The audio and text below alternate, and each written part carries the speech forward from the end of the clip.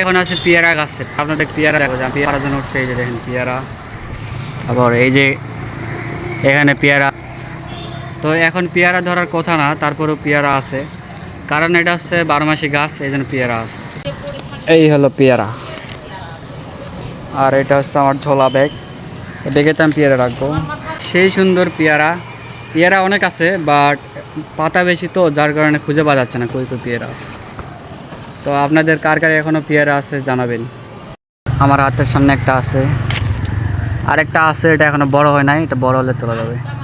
বড় গাছ, আর মনে হয় না পেয়ারা আছে, যেগুলো আছে সেগুলো বড় হয় নাই। পেয়ারা আছে ঝোলার মধ্যে, বার দেখা যাবে।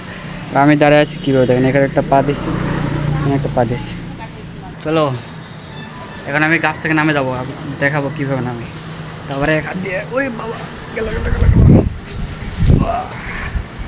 শেষ, আমি নামে বললাম এই হচ্ছে আমার ঝোলা, এই হলো পেয়ারা গাছ।